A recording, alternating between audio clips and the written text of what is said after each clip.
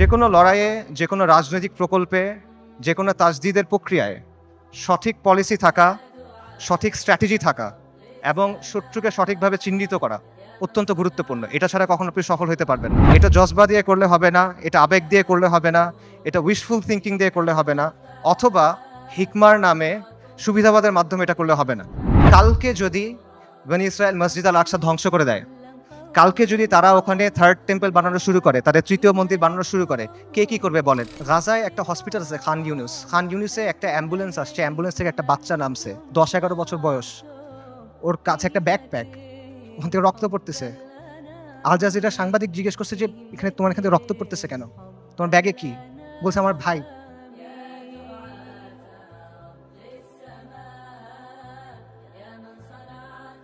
বাচ্চারা, ডাক্তাররা ব্যাগ খুলে দেখছে যে একটা 5 বছর বয়সী বাচ্চার ডেড বডি, পুরা বডি নাই, ছিন্ন বিচ্ছিন্ন বডি।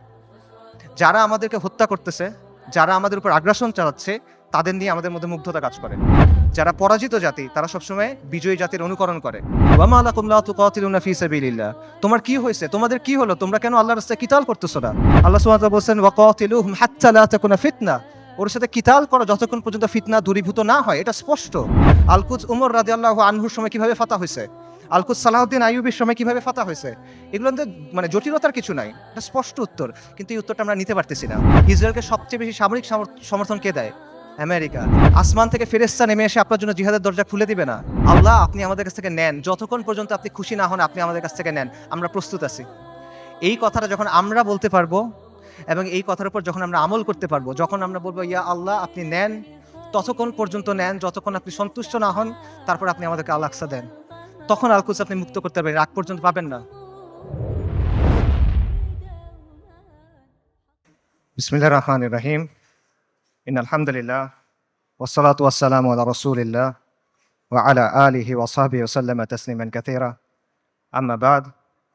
রাব্বি ইশরাহ লি সাদরি ওয়া ইয়াসসির লি আমরি ওয়াহলুল উকদাতাম মিন লিসানি ইয়াফকাহু কওলি। ওয়া ক্বালা সুবহানাহু ওয়া তাআলা আউযু বিল্লাহি মিনাশ শাইতানির রাজীম। وما لكم لا تقاتلون في سبيل الله والمستضعفين من الرجال والنساء والولدان الذين يقولون ربنا أخرجنا من هذه القرية الظالم أهلها واجعل لنا من لدنك وليا واجعل لنا من لدنك نصيرا الذين آمنوا يقاتلون في سبيل الله والذين كفروا يقاتلون في سبيل الطاغوت فقاتلوا أولياء الشيطان إن كيد الشيطان كان ضعيفا صدق الله العظيم. আমরুল মুমিনিন সাইয়েদনা উমর ইবনুল খাত্তাব রাদিয়াল্লাহু আনহুম আজমাইনের খিলাফতের সময়কার কথা। পারস্যের বিখ্যাত সেনাপতি গভর্নর হুরমুজান মুসলিমদের হাতে বন্দী। তাকে উমর ইবনুল খাত্তাবের সামনে আনা হইল। ওমর রাদিয়াল্লাহু তখন ব্যস্ত, বিভিন্ন জায়গায় তিনি মুসলিম সেনাবাহিনীকে পাঠাচ্ছেন। তিনি হুরমুজানকে প্রশ্ন করলেন যে আমরা মুশরিকদের ভূমিতে অভিযান পাঠাচ্ছি, এ ব্যাপারে তোমার কি মতামত?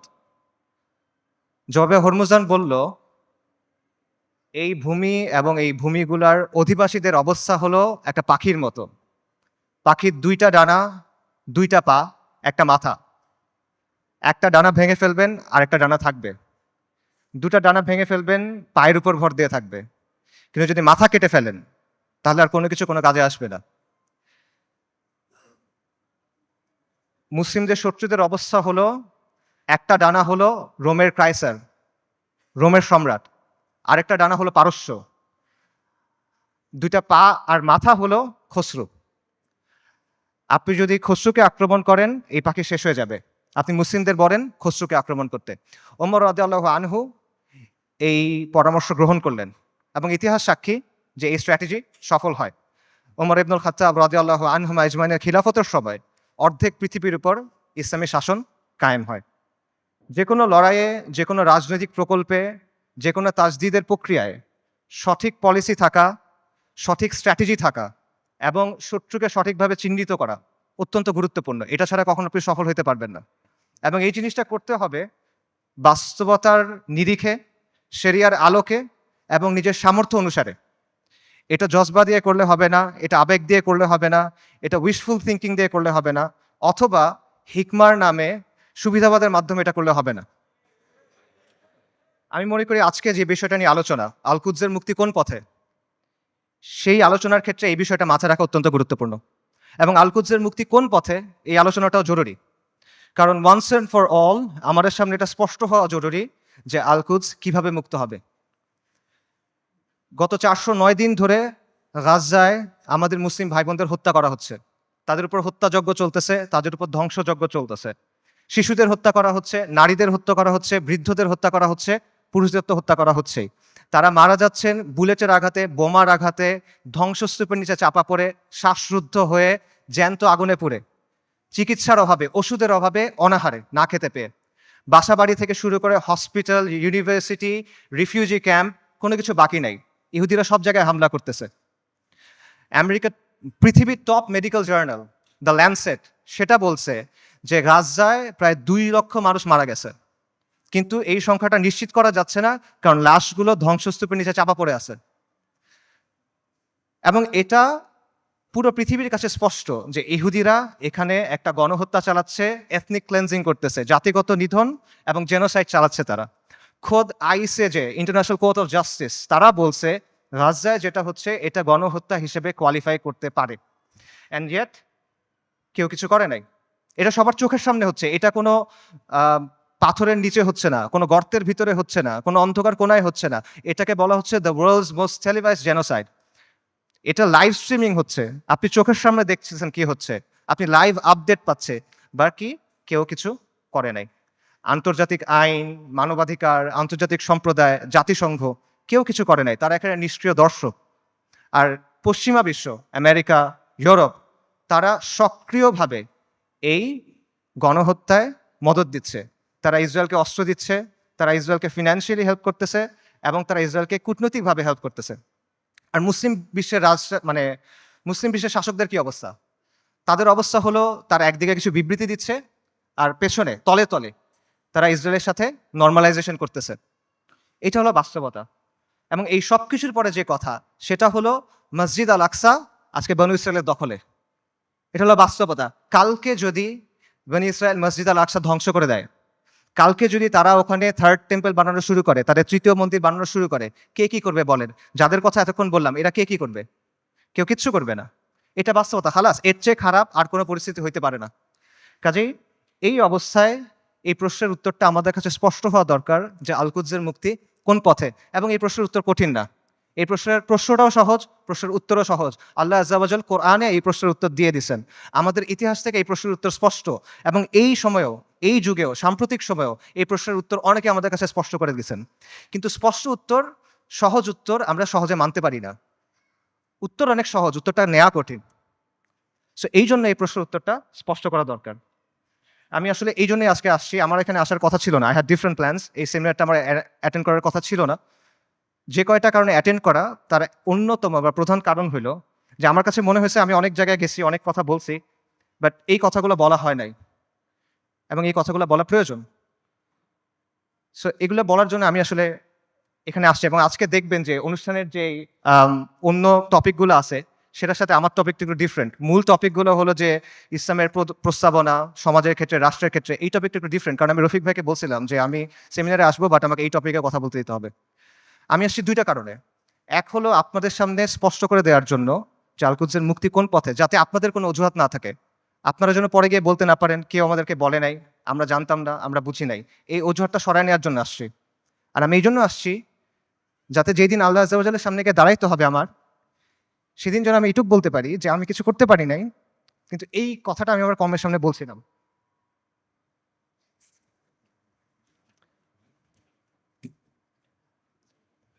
আল কুদসের মুক্তি কোন পথে, এই আলোচনাটা ঢুকার আগে কয়েকটা বিষয় একটু ক্লিয়ার করা দরকার।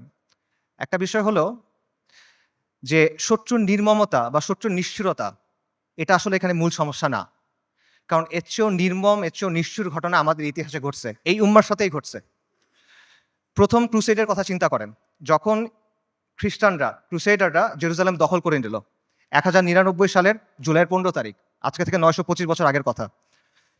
খ্রিস্টান ইতিহাসবিদরা লিখছে যে তারা এমনভাবে ম্যাসাকার করছে যে রাস্তায় কিছু কিছু জায়গায় পায়ের গোলারি পর্যন্ত মানুষের রক্ত ছিল, আর কিছু কিছু জায়গায় রক্ত ছিল হাঁটু পর্যন্ত, মুসলিমদের রক্ত।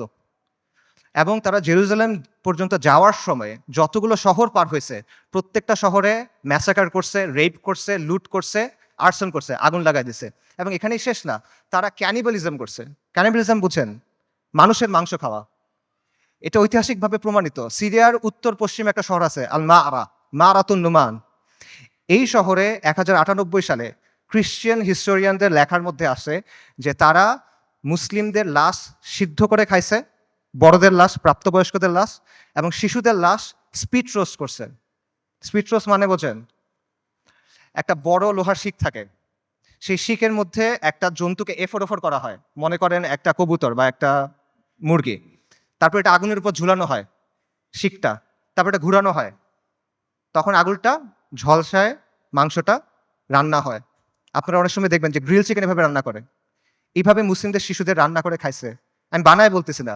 ক্যানিবলস অ্যান্ড ক্রুসেডার্স একাডেমিক পেপার আছে, খুঁজে দেখেন, সেখানে প্রাইমারি সোর্স দেওয়া আছে, 12টা খ্রিশ্চিয়ান সোর্স থেকে এটা প্রমাণিত। এই ঘটনা আমাদের সাথে ঘটছে। তাতারদের কথা চিন্তা করেন, বলা হয় যে মঙ্গলরা যখন বাগদাদ আক্রমণ করছিল 40 দিন পর্যন্ত মুসলিমদের হত্যা করছে। দজলা নদীর পানি লাল আর কালো হয়ে গেছে।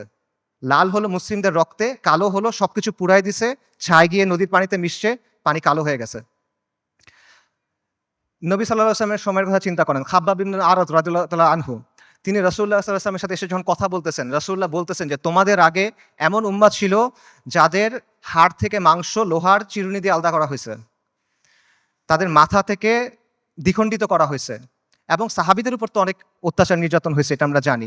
কাজেই অত্যাচার নির্যাতন এটা এখানে মূল ইস্যুটা না। আমার কথা ভুল বুঝবেন না, আমি বলতেছি না যে আমাদের গাজ্জার ভাই বোনরা তারা যেই কুরবানি করতেছেন, যে কষ্ট করতেছে, আমি এটা ডাউন প্লে করতেছি না। I am saying this just to put this things into perspective. মানে বিষয়টা বোঝা যে এইটা আগে ঘটেনি এমন না, এরকম ঘটনা আগেও ঘটছে। সমস্যা এখানে না, সমস্যা অন্য জায়গায়।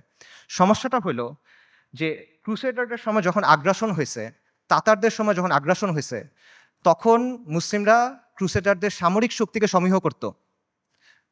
তারা তাতারদের যে হিংস্রতা, এটা নিয়ে কনসার্ন ছিল, কিন্তু ওদের নিয়ে ফ্যাসিনেশন ছিল না, তাদের নিয়ে মুগ্ধতা ছিল না।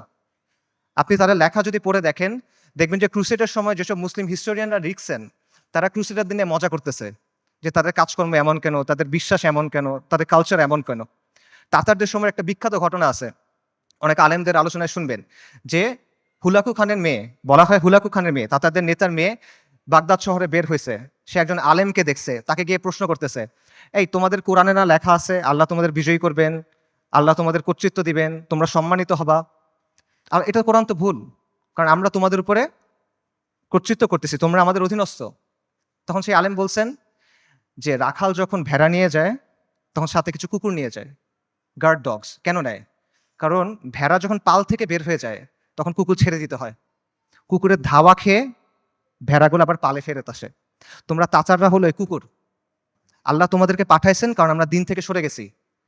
তোমাদের ধাওয়া খেয়ে আমরা দিনের দিকে যখন ফিরবো, তখন যিনি তোমাদের ছাড়ছেন তিনি তোমাদের আবার বেঁধে ফেলবেন। সুবহানাল্লাহ। আন্ডারস্ট্যান্ডিংটা খুব ক্লিয়ার। তাদের মধ্যে অনুশোচনা ছিল, দুঃখ ছিল, কিন্তু কোনো কনফিউশন ছিল না, শত্রুকে নিয়ে মুগ্ধতা ছিল না। তারা এটা ক্লিয়ার ছিল যে আমরা দিন থেকে সরছি, এই জন্য আজকে আমাদের এই অবস্থা, আমাদের দিনে ফেরত আসতে হবে। কিন্তু আমাদের আজকের কি অবস্থা?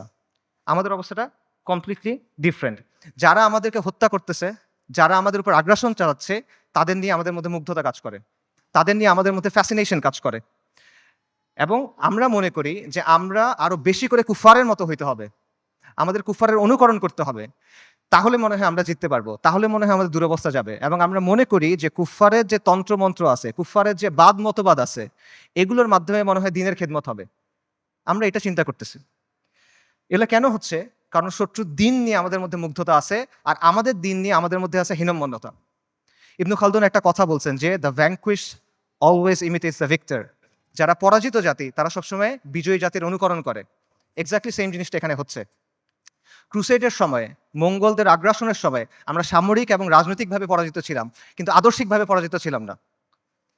এখন আমরা সামরিক, রাজনৈতিকভাবে পরাজিত, আমরা আদর্শিকভাবে পরাজিত, আমরা মনস্তাত্ত্বিকভাবে পরাজিত। এই কারণে সহজ যে উত্তর, সহজ যে সমাধান, এটা আমরা গ্রহণ করতে পারি না। আল-কুদসের মুক্তি কোন পথে হবে? আল-কুদসের মুক্তি হবে জিহাদের মাধ্যমে, কিতালের মাধ্যমে, তরবারির ধারালো অগ্রভাগ দিয়ে আল-কুদস মুক্ত হবে, আর কোনো কিছু দিয়ে হবে না। আল্লাহ আযজা ওয়া জাল কোরআনে বলছেন আল-কুদসের জন্য আপনার করণীয় কি?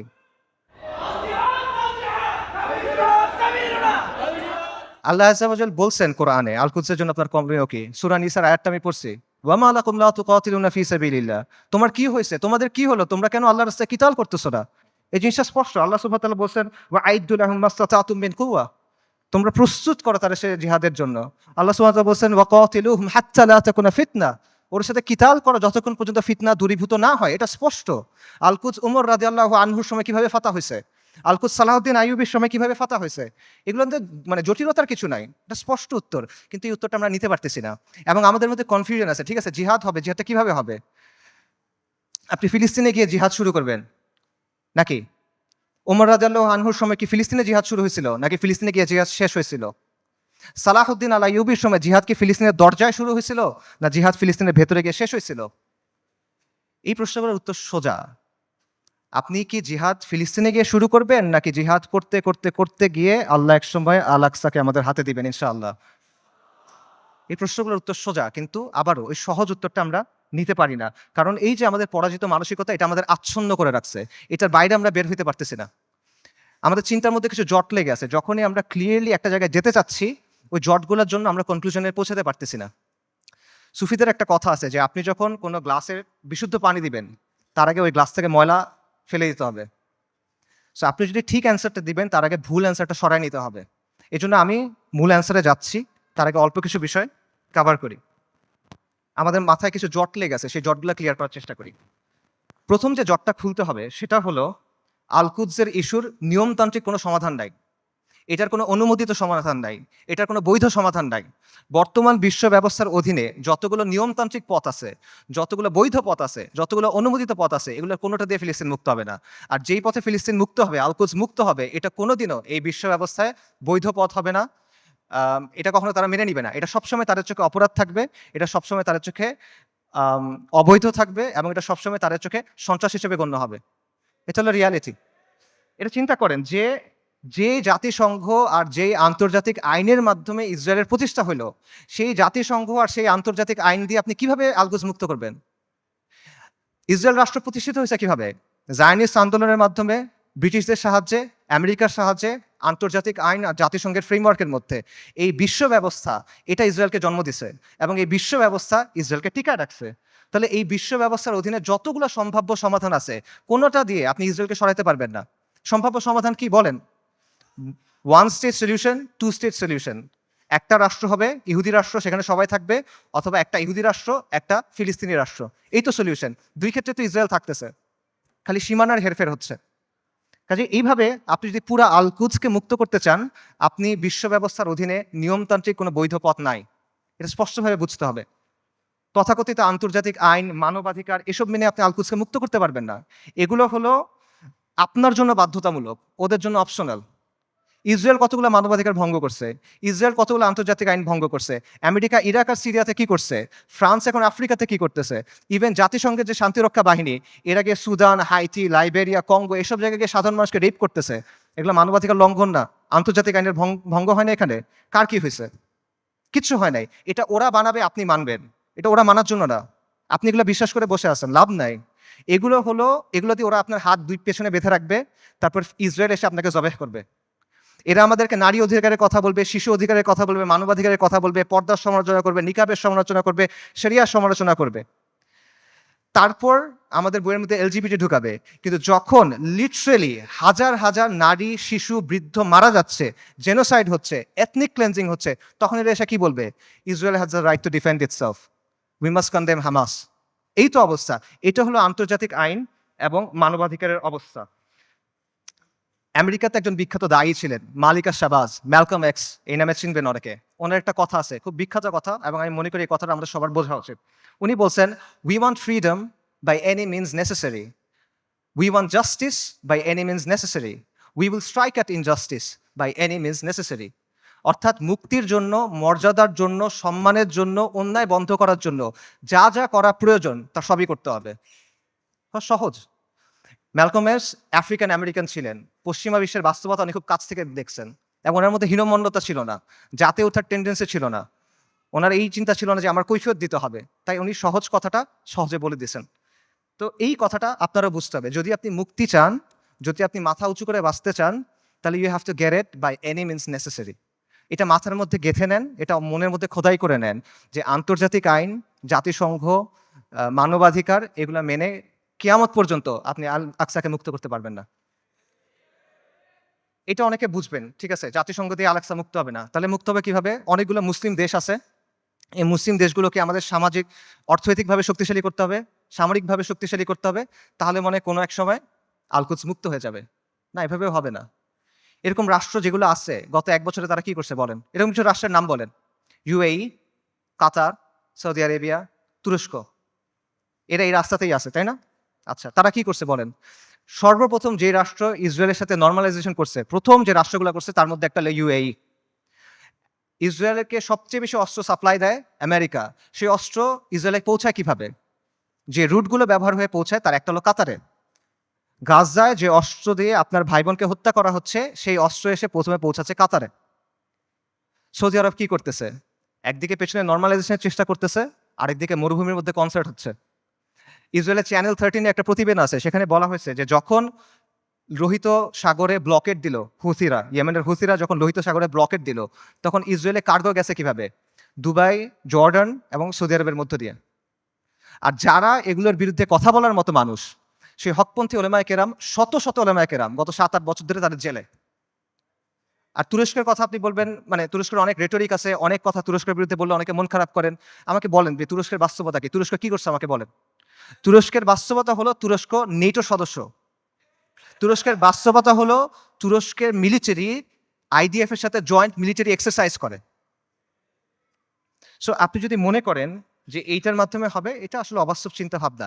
এই রাষ্ট্রগুলো, এই শাসনগুলো আন্তর্জাতিক বিশ্ব ব্যবস্থার অংশ, এগুলোর সাথে আপোষ করে তারা টিকে থাকে। এবং আধুনিক মুসলিম রাষ্ট্রগুলো, তথাকথিত মুসলিম রাষ্ট্রগুলোর যে শাসন ব্যবস্থা, এটা হলো ঔপনিবেশিক শাসন ব্যবস্থার ধারাবাহিকতা। আমাদের এখানে ইসলামী শাসন ছিল, ফিরিঙ্গিরা এসে তাদের শাসন ব্যবস্থা চাপাই দিছে, এখন এই রাষ্ট্র এবং এই শাসকরা সেটাই কন্টিনিউ করতেছে। এটা হলো রিয়ালিটি। কাজে বিশ্ব ব্যবস্থা যদি দুর্বল হয়, এই শাসকদের মস্তক কেঁপে উঠবে। এবং বিশেষ করে আরবের যে রাজতন্ত্রগুলো আছে বা মনার্কিগুলো আছে, তারা ক্ষমতায় আছে এবং টিকে আছে প্রথমে ব্রিটেনের সাথে আপোষ করার মাধ্যমে, এখন আমেরিকার সাথে আপোষ করার মাধ্যমে। এগুলো বাস্তবতা, এই বাস্তবতা অস্বীকার করার কোনো সুযোগ নেই। এগুলো ঐতিহাসিকভাবে প্রমাণিত সত্য কথা। কাজেই এরা কখনোই এমন কোনো কাজ করবে না যেটা এই বিশ্ব ব্যবস্থার বিরুদ্ধে চায়। তারা যদি আন্তরিকভাবে চায়ও, তাহলে তারা এটা করতে পারবে না। তারা অ্যাট বেস্ট এটা ম্যানেজ করতে পারবে, এবং এটি তারা চেষ্টা করে ম্যানেজ করা, যে 2 লক্ষ মানুষ মারা গেছে, আমরা একটা বিবৃতি দিব, এইটুকুই তারা করবে। এইটাই ম্যানেজ করার চেষ্টা করবে তারা। কাজেই এটা সত্য, মুসলিমদেরকে অর্থনৈতিকভাবে শক্তিশালী হতে হবে, রাজনৈতিকভাবে শক্তিশালী হতে হবে, সামরিকভাবে শক্তিশালী হতে হবে, কোনো প্রশ্ন নাই। কিন্তু পরাধীন অবস্থায় না। আমরা মনে করি আমরা স্বাধীন হয়েছি, আমরা স্বাধীন হই নাই, আমরা এখনো পরাধীন অবস্থায় আছি। পরাধীন অবস্থায় আপনার জিডিপি যত হোক, আপনার রাস্তা যত সুন্দর হোক, আপনার দেশে যত স্কাইস্ক্রেপার থাকুক, ইট ডাজন্ট ম্যাটার। আপনি পরাধীন, ওই টাকা আপনার হাতে নাই, ওই অস্ত্র আপনার হাতে নাই, ওই শক্তি আপনার হাতে নাই। সো এই বিষয়টা বুঝতে হবে যে আপনি আগে মুক্ত হইতে হবে, তারপরে এই শক্তি। এবং এখানে আরেকটা পজিশন আছে, অনেকে যেটা মনে করেন যে ঠিক আছে, জাতিসংঘ দিয়ে হবে না, মুসলিম রাষ্ট্র দিয়ে হবে না, কিন্তু মুসলিম সেনাবাহিনীগুলো দিয়ে হবে। এই সেনাবাহিনীগুলো, বিশেষ করে আরবের যে সেনাবাহিনীগুলো আছে, ফিলিস্তিনের কাছাকাছি যে সেনাবাহিনীগুলো আছে, এরা হয়তোবা সাহায্য করবে। এবং আপনারা দেখবেন যে যখনই এই ম্যাসাকারগুলো হয়, ইসরায়েল তো পিরিয়ডিক্যালি এটা করে, কিছুদিন পরপরই এটা হয়, তখনই এরকম হ্যাশট্যাগ থাকে, যেমন আর্মিস টু আল আকসা, যে আর্মিগুলাকে আল আকসাকে মুক্ত করবে। এটা অবাস্তব চিন্তা ভাই। আমি আপনাকে ইয়েমেনের তাগুত আলী আবদুল্লাহ সালের একটা কথা বলি। আলী আবদুল্লাহ সালে একবার বলছে একটা সাক্ষাৎকারে যে এইসব আর্মির কাজ হলো মানুষকে দমন করা। যদি জনগণ আমার বিরুদ্ধে বিদ্রোহ করে, আমি আর্মি দিয়ে জনগণকে দমন করব। এর বাইরে এদের আর কোনো কাজ নাই, এটা শোর জন্য। জনগণকে রক্ষা করা এই সেনাবাহিনীর কাজ না। এটা হলো আলী আবদুল্লাহ সালের কথা। সে একটা মিথ্যাবাদী, কিন্তু সে এখানে সত্য বলছে।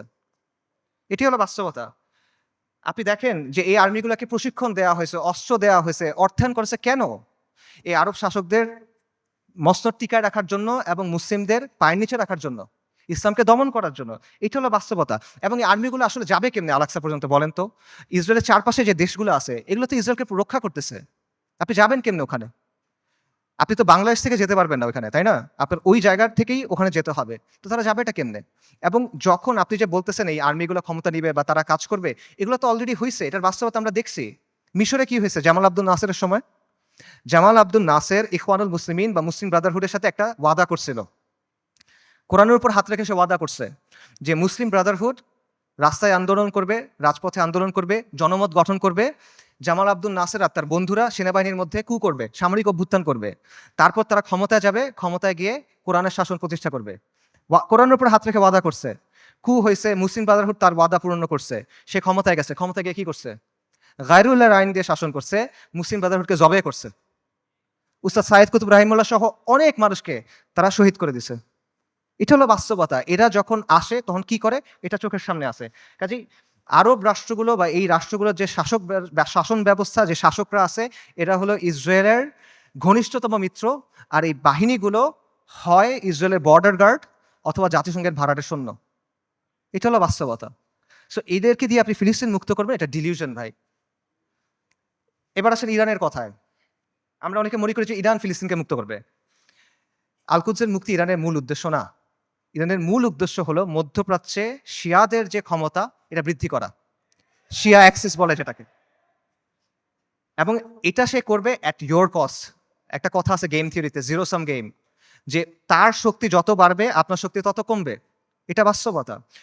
ইরানের সাথে ইসরায়েলের স্বার্থের দ্বন্দ্ব আছে, ইরানের সাথে আমেরিকার স্বার্থের দ্বন্দ্ব আছে, কিন্তু তার মানে কিন্তু ইরানের সাথে আপনারও দ্বন্দ্ব আছে।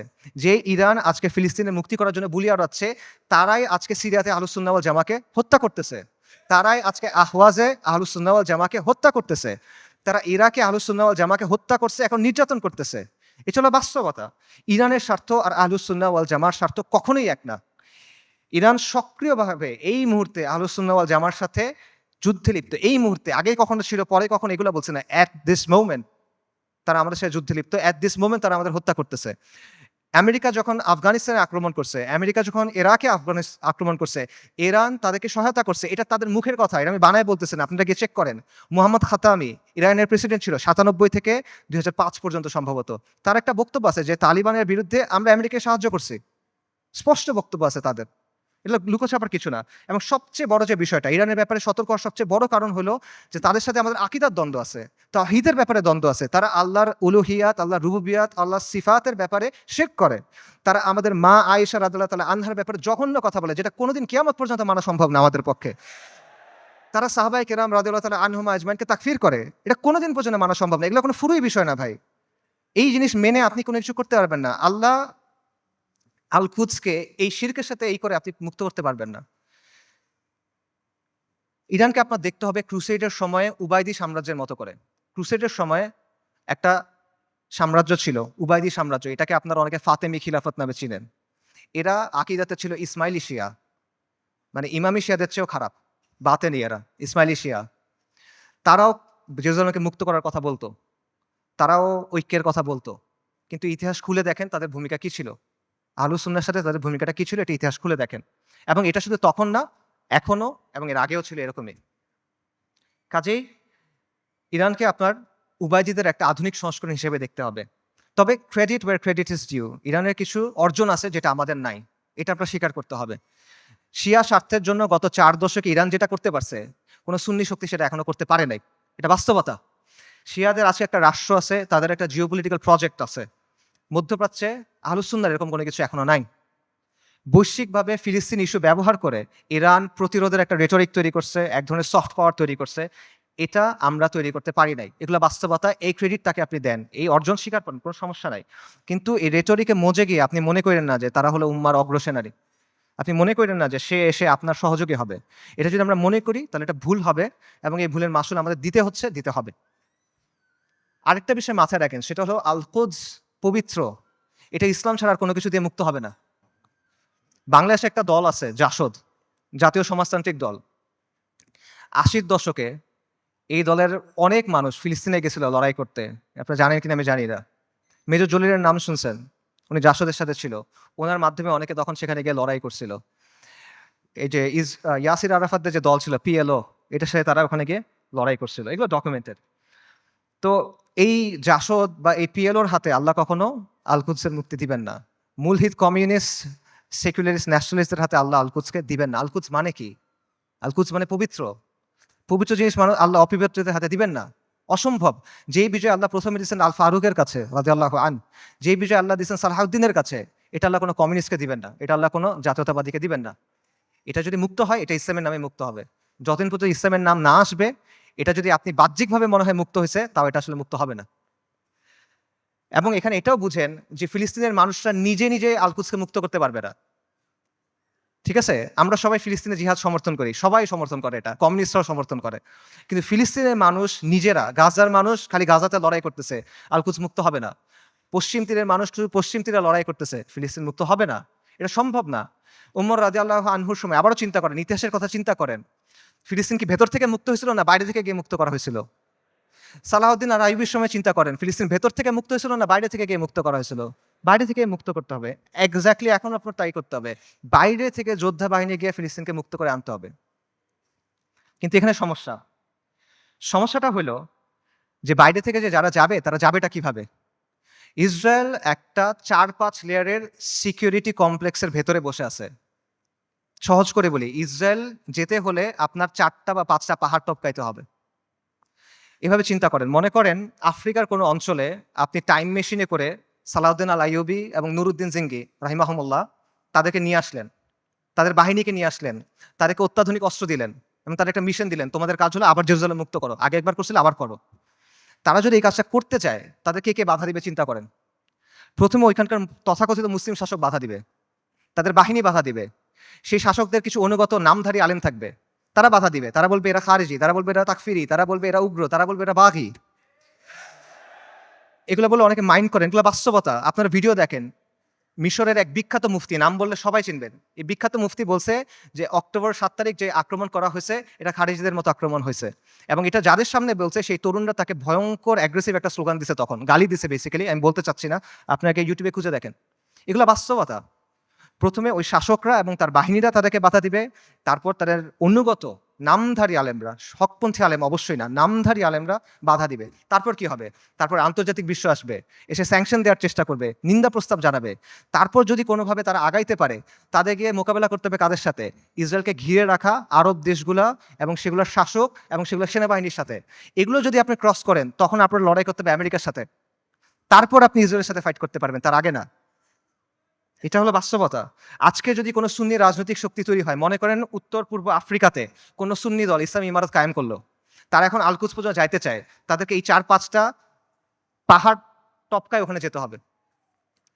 কাজেই আল-কুদসের মুক্তির যে ইস্যু, এটা কোনো নির্দিষ্ট অঞ্চলের ইস্যু না, এটা কোনো লোকাল ইস্যু না, এটা একটা গ্লোবাল ইস্যু। এটার সম্পর্ক পুরো বিশ্ব ব্যবস্থার সাথে। এবং আপনি চিন্তা করে দেখেন যে ইসরায়েল রাষ্ট্র অস্তিত্ব আসলো কিভাবে? ১৯৪৭ সালে যখন দ্বিতীয় বিশ্বযুদ্ধ শেষ হইল, যখন মিত্রবাহিনী যুদ্ধে জিতলো, যখন আমেরিকার নেতৃত্বে নতুন বিশ্ব ব্যবস্থা তৈরি হইল, তখন ইসরায়েল রাষ্ট্রের জন্ম হয়েছে। কাজেই যেই আল-কুদস দখল হওয়ার সাথে ইসরায়েল রাষ্ট্র প্রতিষ্ঠিত হওয়ার সাথে সম্পর্ক এই বিশ্ব ব্যবস্থার। কাজে আপনি যদি আল-কুদসকে মুক্ত করতে চান, আপনি যদি ইসরায়েলের মোকাবেলা করতে চান, এই বিশ্ব ব্যবস্থাকে আপনার পরাজিত করতে হবে। এর সহজ কোনো উপায় নেই আসলে। আর যখন আপনি বিশ্ব ব্যবস্থাকে চেঞ্জ করতে যাবেন, ওটা কিরকম হবে? এটাকে একটা নিট অ্যান্ড ক্লিন প্রক্রিয়া হবে? সহজ প্রক্রিয়া হবে? না, একটা রক্তাক্ত প্রক্রিয়া হবে, ব্রুটাল প্রক্রিয়া হবে। পরিবর্তন যত বেশি হয়, সেটা তত বেশি প্রক্রিয়াটা, পদ্ধতিটা তত বেশি রুক্ষ হয়, তত বেশি কঠিন হয়। এটা হলো বাস্তবতা। পৃথিবীর ইতিহাসে কোনো পলিটিক্যাল সিস্টেমের পরিবর্তন শান্তিপূর্ণভাবে হয় নাই। পলিটিক্যাল সিস্টেম, আপনি একটা ওয়ার্ল্ড সিস্টেমের কথা বলতেছেন, ওয়ার্ল্ড অর্ডারের কথা বলতেছেন, এটা শান্তিপূর্ণভাবে হবে না। কিন্তু আমরা এভাবেই চিন্তা করি। আমি চিন্তা করি আমার চাকরি ঠিক থাকবে, আমার ক্যারিয়ার ঠিক থাকবে, আমার স্ট্যান্ডার্ড অফ লিভিং ঠিক থাকবে, সব কিছু ঠিক থাকবে, জিডিপি ঠিক থাকবে, আমার দেশের ইনকাম পার ক্যাপিটা ঠিক থাকবে, মাঝখান দিয়ে আল-কুদস মুক্ত হয়ে যাবে। এভাবে হবে না। আপনার আমাদের সবাইকে কুরবানি করতে হবে। এটা সস্তা কিছু না ভাই। এটা আপনি সেকুলার ইতিহাস দেখেন, ওয়াহির আলোকে দেখেন, আকলের দিক দিয়ে দেখেন, বাস্তবতার আলোকে দেখেন, আপনি এভাবে মুক্ত করতে পারবেন না। এই পুরা বিশ্ব ব্যবস্থার পরিবর্তনের সাথে এটা জড়িত। আমি সামারি করি। আমি অনেকগুলা না, না, না, না বললাম। সেই না গুলা সামারি করি। বর্তমান বিশ্ব ব্যবস্থার অনুমোদিত কোনো পথে আল-কুদস মুক্ত হবে না। জাতিসংঘ, আন্তর্জাতিক আইন, মানবাধিকার এগুলা দিয়ে আল-কুদস মুক্ত হবে না। মুসলিম বিশ্বের শাসক এবং তাদের অধীনস্থ যে সেনাবাহিনী, এদেরকে দিয়ে আল-কুদস মুক্ত হবে না। ইরানের যে অক্ষ, এটার মাধ্যমে আল-কুদস মুক্ত হবে না। আল-কুদসের অধিবাসীরা একা একা নিজেরা চেষ্টা করে ভেতর থেকে আল-কুদসকে মুক্ত করতে পারবে না। তাকে অবশ্যই বাইরে থেকে হেল্প করতে হবে। কিন্তু বাইরে থেকে কেউ যদি হেল্প করতে যায়, তারা ৪ থেকে ৫টা পাহাড় ডিঙায় যেতে হবে। কাজেই ফিলিস্তিনের মুক্তির বিষয়টা এই বিশ্ব ব্যবস্থার পরিবর্তন করা বা বিশ্ব ব্যবস্থাকে দুর্বল করার সাথে সম্পর্কিত। আল-কুদসকে মুক্ত করতে হলে অবশ্যই এই বিশ্ব ব্যবস্থাকে দুর্বল হইতে হবে। নইলে এটা সম্ভব না। ইল্লা মাশাআল্লাহ। এবং অবধারিতভাবে এই ক্ষেত্রে আপনার অরাজকতা, অস্থিতিশীলতা এবং রক্তক্ষয়ী একটা প্রক্রিয়ার মধ্যে যেতে হবে। এগুলো হলো বাস্তবতা। তাহলে আল কুদসের মুক্তি কিভাবে, সমাধান কিভাবে? আমি বলছি আল কুদসের মুক্তি কিতালের মাধ্যমে, জিহাদের মাধ্যমে। এটা আপনারাও জানতেন অনেকে। আজকে এখানে আসার আগে আপনারা অনেকেই এটা মনে করতেন যে হ্যাঁ, জিহাদের মাধ্যমে আল কুদস মুক্ত হবে। শুধু আপনারা না, যেই ছেলেটা মদ খায়, যে মেয়েটা বয়ফ্রেন্ড নিয়ে ঘুরে, সেও দেখেন মনে করে যে আল কুদস যুদ্ধের মাধ্যমে মুক্তি হবে। আমেরিকার যে কমিউনিস্টরা আছে, যে এলজিবিটি অ্যাক্টিভিস্টরা আছে, এদের মধ্যে অনেকে মনে করে আল কুদস যুদ্ধ ছাড়া মুক্ত হবে না। আপনারা দেখবেন যে ওদের অনেকে স্লোগান দেয়, from the river to the sea Palestine will be free. তারা এটা বলে। তারা মনে করে ৭ই অক্টোবরের অ্যাটাককে তারা প্রশংসা করে। তারা মনে করে এটা হলো ডিকলোনাইজেশন হচ্ছে।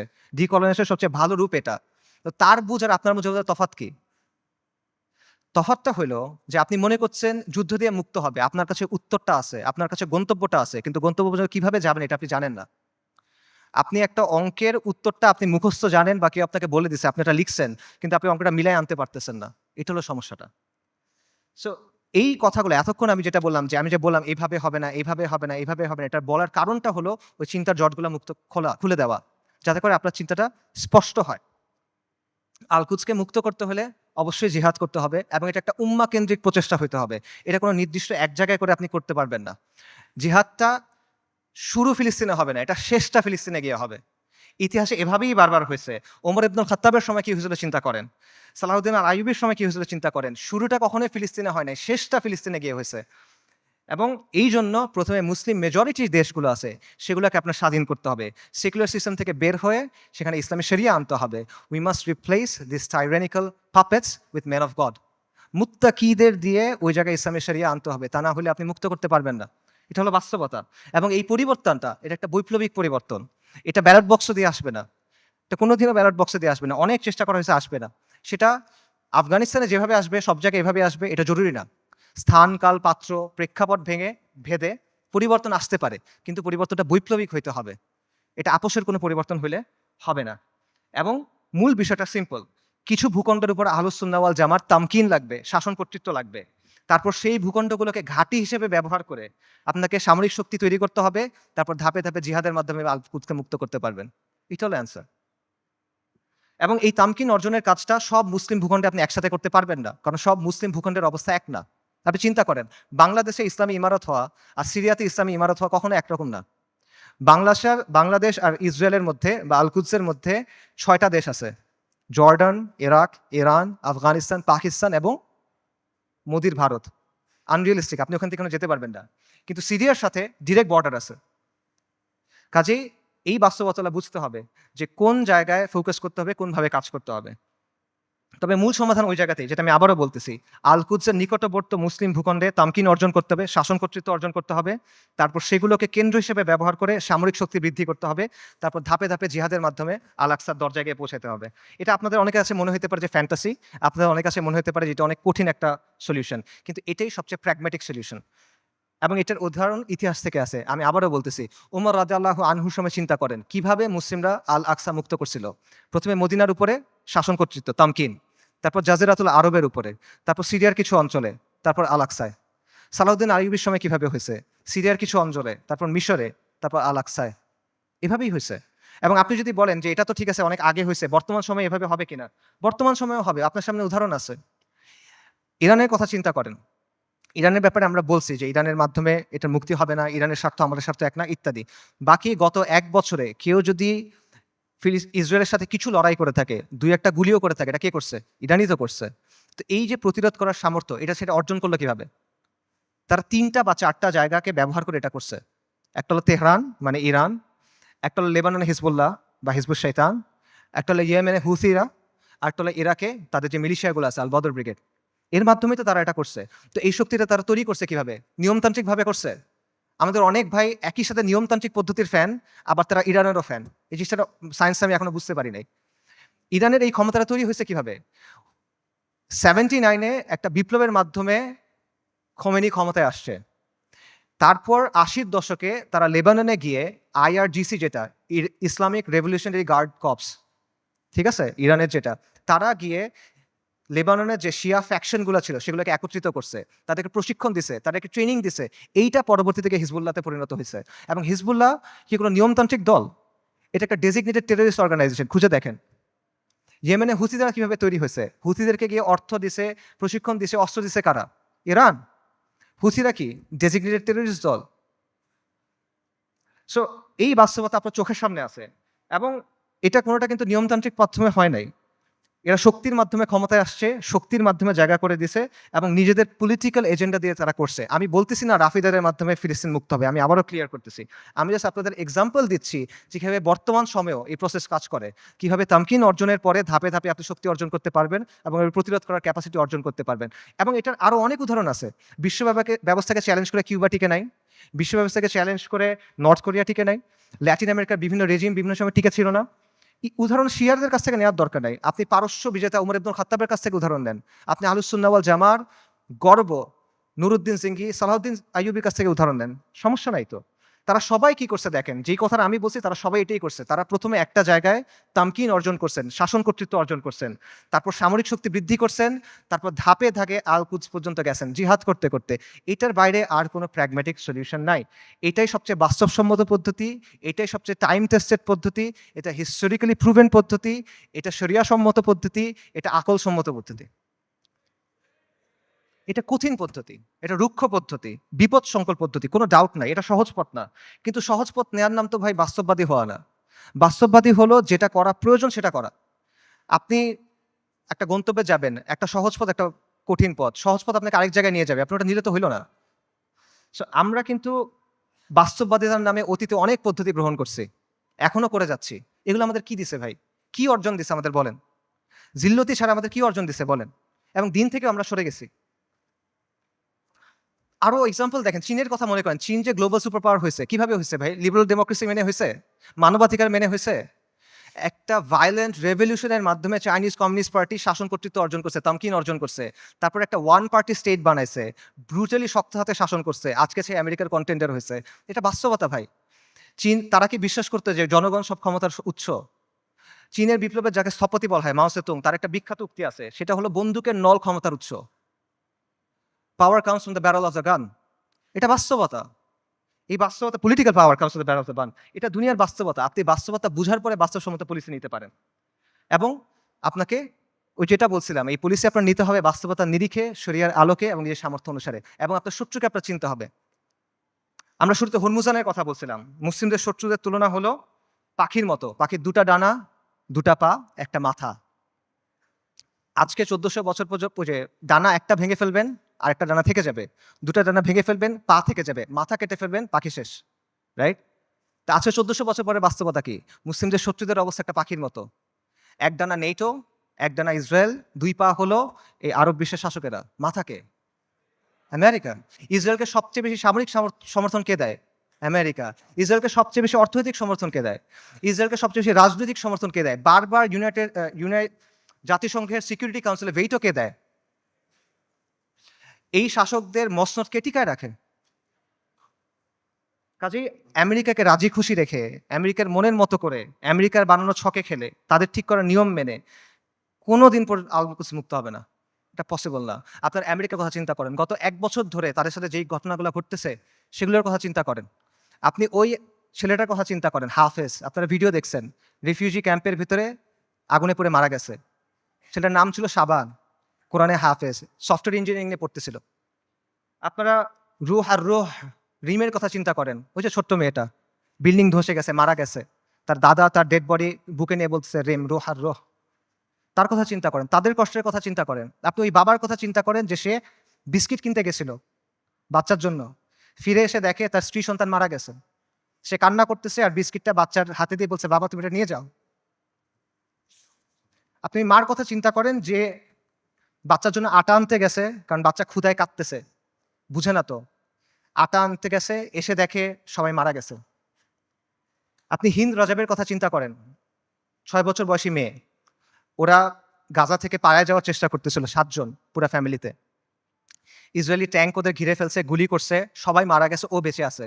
তখন রেড ক্রিসেন্টে ফোন করছে, অডিও কলটা ইউটিউবে আছে, আপনারা শুনতে পারবেন। ও বলছে যে আমাকে তোমরা বাঁচাও, আমার খুব ভয় লাগতেছে।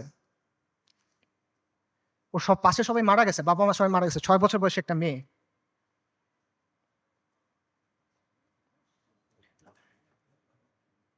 এবং শেষ পর্যন্ত 12 দিন পরে ওর ডেড বডি যখন পাওয়া গেছে, দেখা গেছে ওর পুরো ফ্যামিলির ডেড বডি, আর ওর আশেপাশে যে প্যারামেডিকগুলা ওকে বাঁচাতে আসছিল তারাও মারা গেছে, তাদেরকে মেরে ফেলছে ইসরায়েলিরা। ওই ৩ বোনের কথা চিন্তা করেন। ৩ বোন ৩ টা ছবি। ১ম ছবিটা হলো যুদ্ধের আগে। ৩ বোন সেলফি তুলছে, হাসি খুশি। পরের ছবিটা হলো যুদ্ধের সময়। ২ বোন, পেছনে ধ্বংসস্তূপ। ১ বোন মারা গেছে। পরের ছবি ১ বোন, তার হাতে একটা বড় পলিথিন। গার্বেজ ডিসপোজাল ব্যাগ আছে না? কালো রঙের বড় পলিথিন। ওরকম বড় পলিথিন। পলিথিনে কি? তার বোনের ডেড বডি। পুরা বডি নাই, ছিন্ন-বিচ্ছিন্ন হয়ে গেছে ওই ডেড বডি। গাজায় একটা হসপিটাল আছে খান ইউনুস। খান ইউনুসে একটা অ্যাম্বুলেন্স আসছে। অ্যাম্বুলেন্স থেকে একটা বাচ্চা নামছে। ১০-১১ বছর বয়স। ওর কাছে একটা ব্যাকপ্যাক। ওখান থেকে রক্ত পড়তেছে। আল জাজিরার সাংবাদিক জিজ্ঞেস করছে যে, তোমার এখান থেকে রক্ত পড়তেছে কেন? তোমার ব্যাগে কি? বলছে, আমার ভাই।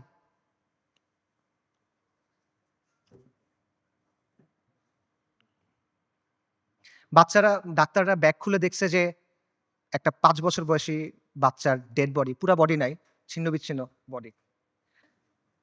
আপনারা ওই মার কথা চিন্তা করেন যে গেছে, যে তার পুরা ফ্যামিলি মারা গেছে, সে এসে জিজ্ঞেস করছে, আমাকে লাশগুলা দাও, আমি দাফন কি করব?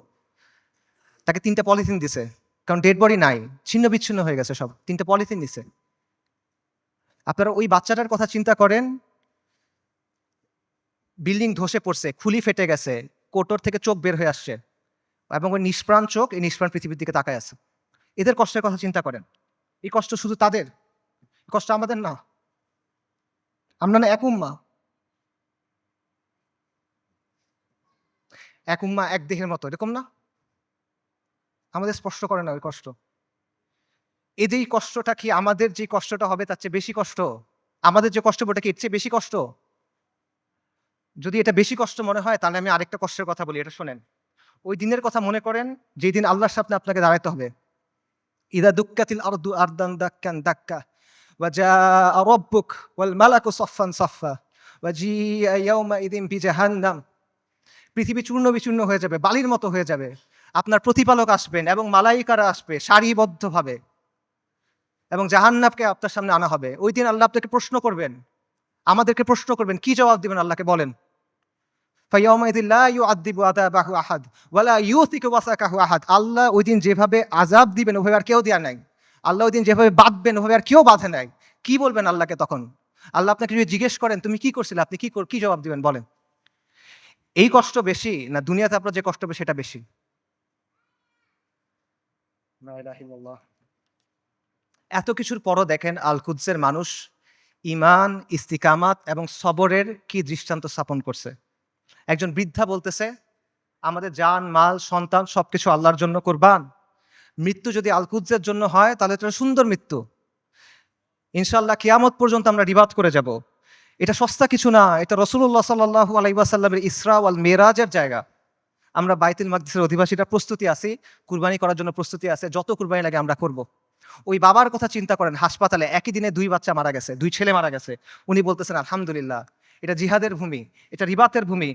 আমাদের যা কিছু আছে সব আল্লাহর জন্য। আল্লাহ আমাদের খালেক, উনি আমাদের তৈরি করছেন, উনি আমাদের পাঠাইছেন, উনি নিয়ে যাবেন, ওনার যা খুশি উনি করবেন। আমরা এটাতে খুশি, আমরা এটার উপর সবর করব। বান্দা যখন বিপদের মধ্যে পড়ে, ওলামায়ে কেরাম হাদিসের আলোকে বলছেন যে বান্দা যখন বিপদের মধ্যে পড়ে তখন আল্লাহ এটার মাধ্যমে তার সগীরা গুনাহগুলো মাফ করে দেন অথবা তাকে পরিশুদ্ধ করেন, কারণ আল্লাহ তাকে আখিরাতে বড় পুরস্কার দিতে চান। আমি মনে করি আমাদের গাজ্জার ভাই বোনদের সাথে, ফিলিস্তিনের ভাই বোনদের সাথে এই বিষয়টাই হইতেছে ইনশাআল্লাহ তাআলা। আল্লাহ তাদেরকে জান্নাতুল ফিরদৌস আলার জন্য প্রস্তুত করতেছেন। আমি মনে করি আল্লাহ এই বান্দাদের উপর রাজি খুশি হয়ে যাবেন ইনশাআল্লাহ তাআলা। লক্ষের উপরে শহীদ, আলহামদুলিল্লাহ, এটা উম্মতে মুহাম্মদের গর্ব। আমাদের মৃতরা জান্নাতে ইনশাআল্লাহ, ওদের মৃতরা জাহান্নামে।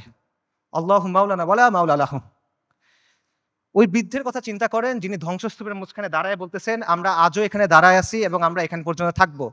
এই ভূখণ্ড বরকতময়, এই ভূখণ্ডের অধিবাসীরা বরকতময়। আমাদের চারপাশে চূড়ান্ত ধ্বংসযজ্ঞ হয়েছে, কিন্তু আমরা তাও এখান থেকে নড়বো না। আমরা আল্লাহর দিন থেকে নড়বো না। আমরা অটল পাহাড়ের মতো, আমরা উজ্জ্বল তারার মতো। এবং আমি বলবো যে হ্যাঁ, পুরা বিশ্ব সাক্ষ্য দিচ্ছে তারা ঈমানের ক্ষেত্রে অটল পাহাড়ের মতো। পুরা বিশ্ব সাক্ষ্য দিচ্ছে তারা ইস্তিকামাতের ক্ষেত্রে উজ্জ্বল তারার মতো, এবং পুরা বিশ্ব সাক্ষ্য দিচ্ছে আপনি এবং আমি কাপুরুষ। পুরা বিশ্ব সাক্ষ্য দিচ্ছে আপনি আর আমি অক্ষম। পুরা বিশ্ব সাক্ষ্য দিচ্ছে আপনি আর আমি নিষ্ক্রিয়।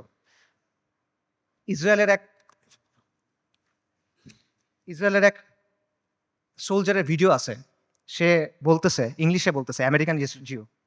সে বলতেছে আমরা গাজাকে পরিষ্কার করতেছি, আমরা গাজাকে প্রস্তুত করতেছি, কারণ আমাদের রাজা আসবে, আমাদের মাসিহ আসবে, আমরা তাকে মুকুট পরানোর জন্য প্রস্তুত হচ্ছি, আমরা তৃতীয় মন্দির বানানোর জন্য প্রস্তুত হচ্ছি। তাদের মাসিহকে আল মাসিহ আদ-দাজ্জাল। বনী ইসরাইল মসজিদ আল আকসার সামনে নাচতেছে, উল্লাস করতেছে, স্লোগান দিচ্ছে, তারা বলতেছে মুহাম্মদ মারা গেছে।